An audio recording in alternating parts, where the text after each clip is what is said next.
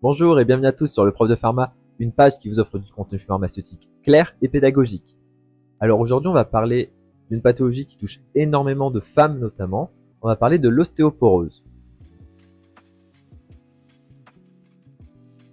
L'ostéoporose, elle est caractérisée par une augmentation de la résorption osseuse qui devient finalement supérieure à la synthèse osseuse. Cela conduit donc à une perte finalement de la masse osseuse progressive. L'ostéoporose peut être soit naturelle, ou alors être associée à une pathologie ou même à un traitement. Alors ce n'est pas une pathologie qui va se manifester avec des symptômes, finalement c'est une pathologie qui va apparaître notamment en cas de fracture.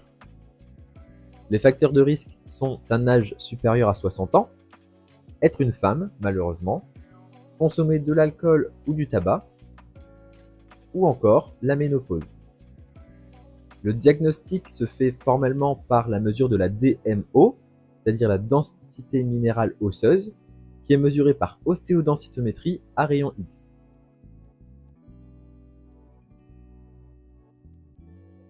La prise en charge de première intention repose sur la prise de calcium et de vitamine D, qui va permettre finalement de stimuler un peu la formation osseuse.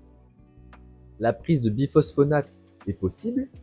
Les biphosphonates, c'est une classe de médicaments qui vont venir inhiber la résorption osseuse. C'est notamment le risedronate ou la landronate. Ces médicaments doivent être pris le matin à jeun, au moins une demi-heure avant le petit déjeuner, avec un grand verre d'eau plate et de préférence du robinet. Et le patient doit rester une demi-heure debout après la prise du médicament, puisque en fait il y a un risque de lésion au niveau œsophagienne. Cette prise se fait de façon hebdomadaire. D'autres traitements sont aussi possibles, notamment avec les anticorps monoclonaux qui se développent actuellement. Les patients souffrant d'ostéoporose doivent favoriser la prise finalement de calcium, que l'on retrouve notamment dans les laitages ou encore dans les eaux minérales. C'est un patient à qui on va conseiller de sortir régulièrement pour s'exposer au soleil et ainsi fabriquer beaucoup de vitamine D naturelle. Et on va surtout s'attarder sur la prévention du risque de chute. Donc pour cela, on va donner tout un tas de conseils aux patients. Par exemple, porter des chaussures adaptées, notamment les chaussures chute. Éviter les tapis, éviter les câbles, etc.